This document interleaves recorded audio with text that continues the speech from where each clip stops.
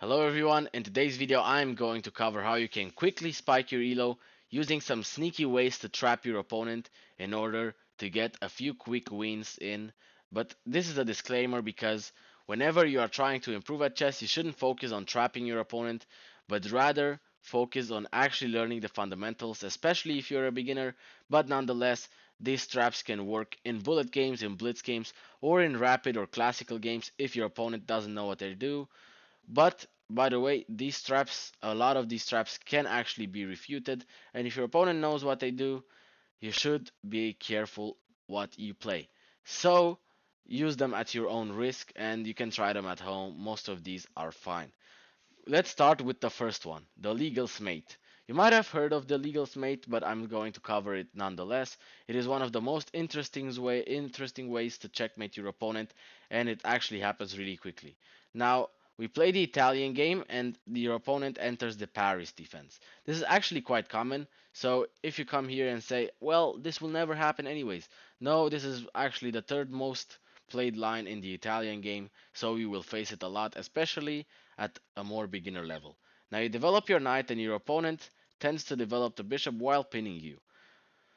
Okay, you can just push, and if they don't take but rather move back, there is a problem for your opponent. If they take, you just if they would have taken, you would have just taken back with the queen, attacking checkmate, and while they can develop, you're just going to continue playing normally and have a fine game. But now, after they retreat the bishop, not wanting to give up the bishop for the knight, you have a smooth little tactic, and that is to sacrifice the knight. Now you see a lot of arrows popping up on the screen, but don't be scared, I'm going to cover it really quickly.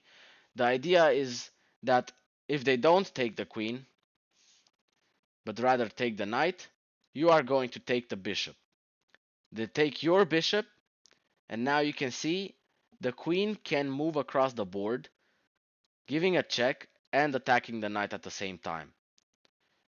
They're going to block this check, and you simply take this knight that is going to be here with the queen, and you're going to end up material which is beneficial for you. But 99% of your opponents will see that, well, that piece was actually protecting the queen, so he just lost his queen, didn't he? Taking the queen is a blunder. How? It's a free queen. You give a check with the bishop. You can see the king cannot move there, cannot capture the bishop because it's protected by the knight, so he can only go down. And now there is a fourth checkmate in one move. Knight in the center of the board, delivering a check to the king, and completely cutting off all edges that your opponent's king could go to. This is the legal's mate. Let's go right into the next one. This is the fishing pole trap. The fishing pole trap starts after the Ruy Lopez, so you'll have to play e5, and now you're going to develop your knight. The Ruy Lopez is one of the most common openings, and you can take this approach or another approach that I'm going to show you really soon. But let's start with this approach, a6. They're going to take, and you simply take back with this pawn. Very important aspect. A lot of your opponents are going to castle, but now you're simply going to develop your bishop, pinning the knight to the queen. And now you have a brilliant move here, a brilliant idea. And what would the brilliant idea be? To sacrifice your bishop. A lot of these opening traps actually sacrifice the bishop, but you get that reward in. And you can use this trap on your friends, you can use this trap on your opponent if you want to risk it. Risk it for the biscuit. You know how it goes.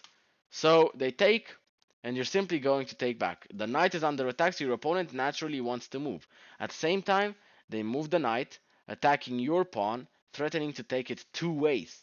So even if you defend it with the queen, they could basically just take it back, couldn't they? Well, the idea is that after you develop the queen, they have to make space for the king to move. Why? If they would have taken here right away, you have checkmate. The rook is suddenly open after we played h4 and took. So since the rook is open, this is in complete danger. But the opponent can still make space for the king to run. Now we cannot give a check because they would run, right? You have this sneaky pawn move, closing off everything for your opponent. There is nothing your opponent can do here, right? Yeah, there isn't really anything your opponent can do. they basically have to let themselves get checkmated. Now I'm going to show you the second variation, which is actually more common. And the second variation is in the Berlin defense. How does it work? Well, after e4, e5, you're going to develop your knight, and we see the Ruy Lopez again. But now you play the more common approach, the Berlin. And the Berlin's main line you would actually take, but now let's play this sneaky trap, which seems to be an inaccuracy, but on a deeper level, it doesn't really make that much of a difference. And it comes with a trap as well. So your opponent is naturally going to attack you, thinking like, what are you going to do? But here we got the same idea. After this, we capture back attacking the knight. Naturally, your opponent will want to move away. You develop your queen, threatening checkmate in one again. Now, we are going to play this sneaky move, g3 once again, stopping this. The only slight edge to this is, and this shouldn't even bother you because you're completely winning, your opponent can actually escape in this variation. How? Well, your opponent can play this rook move, and after you take with the queen, they go away. You can give one more check, they have one square, and now you do have a lot of activity, and your opponent will naturally want to give up the game, especially after some killer blows that you have. You can develop this, you can develop that, and there are a lot of ways that you can win here.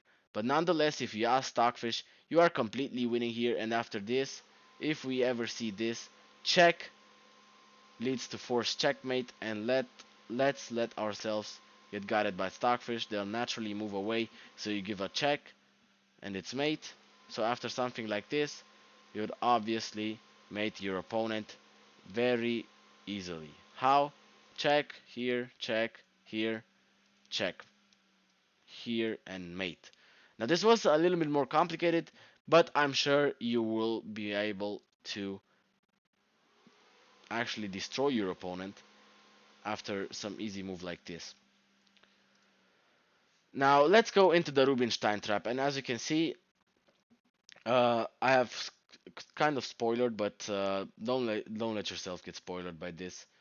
We're just going to play this move d4, and this is sort of a longer trap, but since it follows the main line of the Queen's Gambit in this specific way, we're simply going to play this move c4, and now we find ourselves in a Queen's Gambit declined through a transposition, and you simply develop the bishop, which is actually very common. And now you're simply going to play this move e3, develop your knight, bring your rook to c1, and then bring your queen to c2, putting your queen on this diagonal. This move a6 is a very common move, in fact the most common move in this position. Why? Because now black is trying to take here, and after you take back, they're going to create some space. You move your bishop away, and what they're basically saying, well, I can develop my bishop over here, attack your king, and it's a fine position. Well, I've drawn quite a few arrows, but now you're simply going to take. And after they take back, as you can see by the arrows, you're simply going to develop your bishop on this diagonal. They make one more preparation move, you're going to castle. And here is where we run into a little trap. Why? Because naturally you're going to play this move bishop f4, which is a little tricky. But as you can see, it places the bishop on this sneaky diagonal. Okay, they play this move f5, which on a regular basis would be a fine move. How? Well, if you take the knight, they take back, and now they have a strong center with the three pawns over there joining together. But you don't do that. You have a brilliant move here. Can you find it? Pause the video for a little while and think about it. I'm hoping that you paused the video, but if not, it's completely fine. I'm going to show you the way. You're going to sacrifice your knight. A very beautiful move. Why? They can just take, right? Beautiful bishop to c7. And this is the reason we played bishop to f4 in the first place instead of trading. Because now we have this, the queen is trapped, and if they take, you're simply going to take back. Your position is dominant. Your opponent, you're simply going to simplify down, and your opponent can't really do anything in this position. Let's go right into the next trap. This is the elephant trap. So we're going to play the queen's gambit declined, the natural way, right? Okay, we get this move, which is the main line, and now you're simply going to develop your knight as well. Now here there are a lot of common moves. Bishop e7, bishop b4, a lot of common ideas. But we're simply going to play this. Why? This comes with a trap. Your opponent will naturally take here. Why? Because after you take back, they can actually capture once again, threatening to take your knight since it's pinned. Can't they?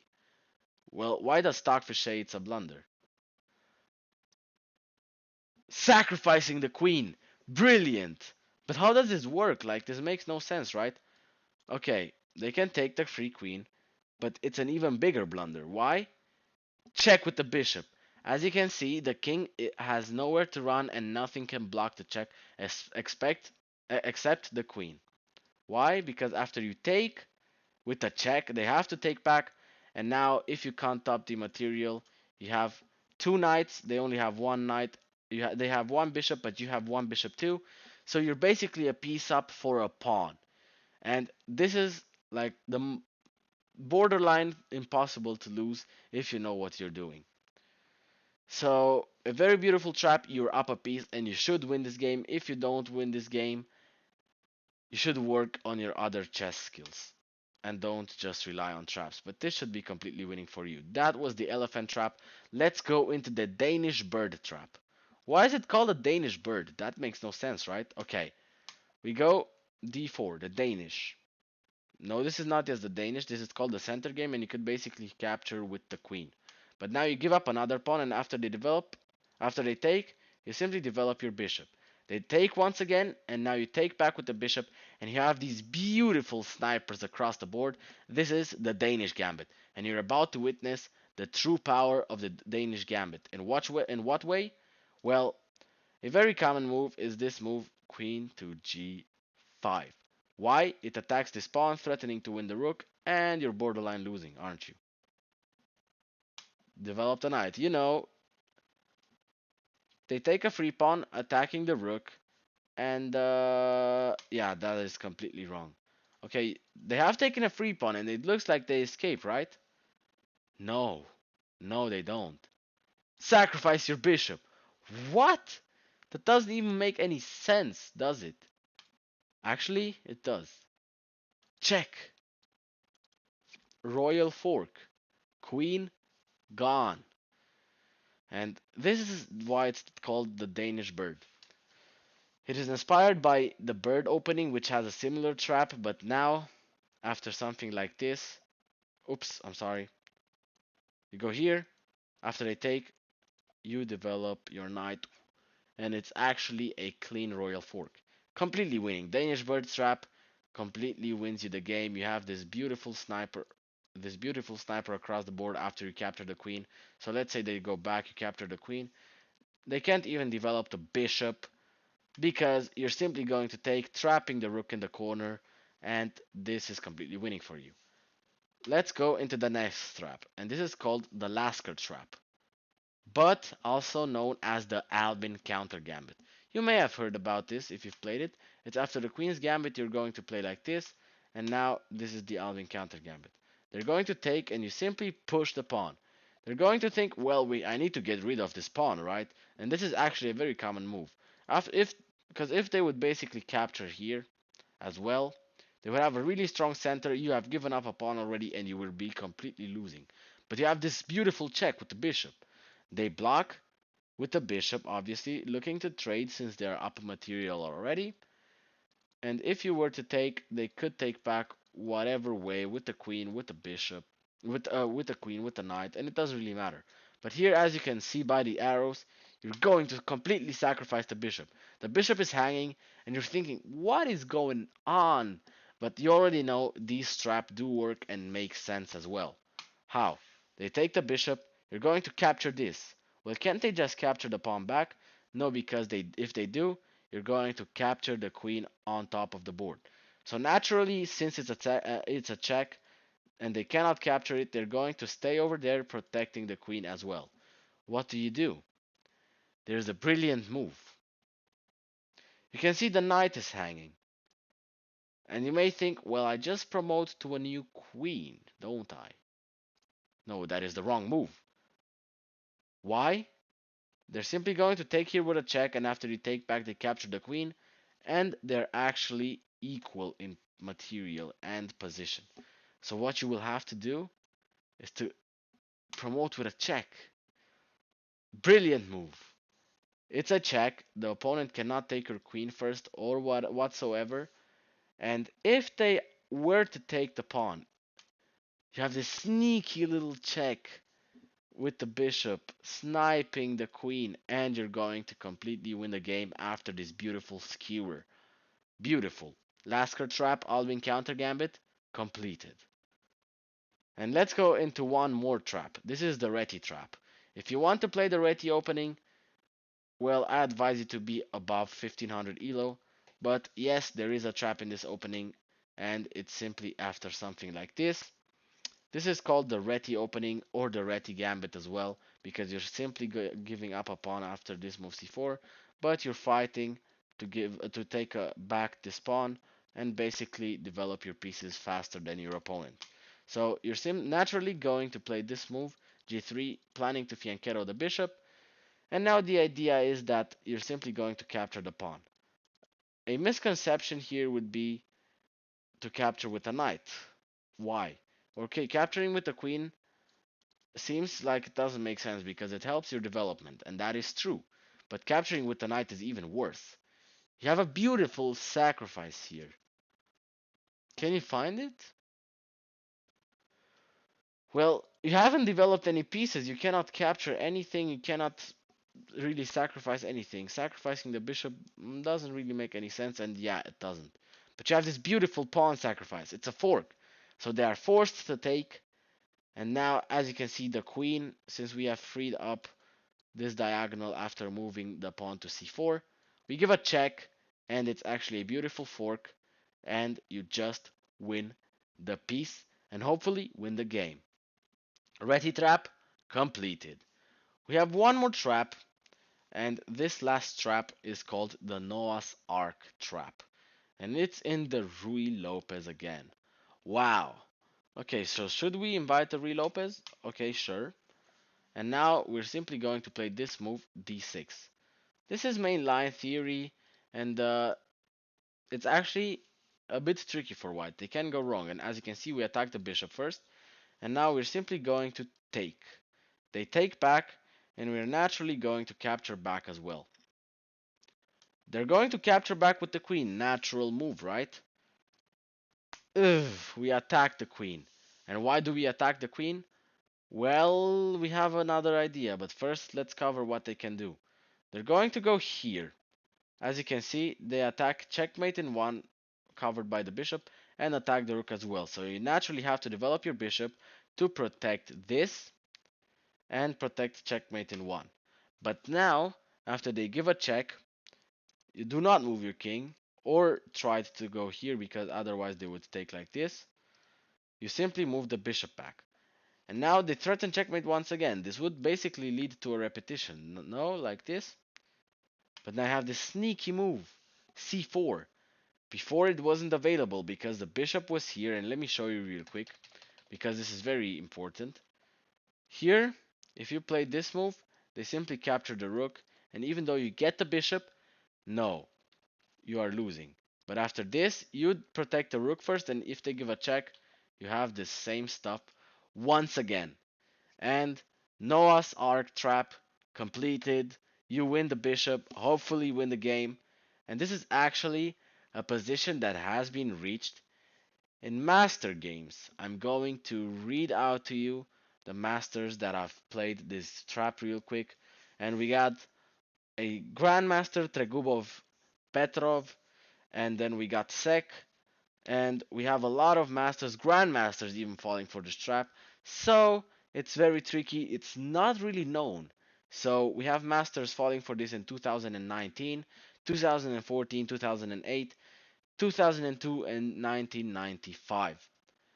Beautiful trap if you ask me, and I think that you should adopt a few of these traps if you want to spike up your elo and quickly win some games. But nonetheless, you should focus on learning the fundamentals, and if you want to improve your chess, don't forget to subscribe to the channel and leave a like to the video. and don't forget to check out my other videos. See you next time.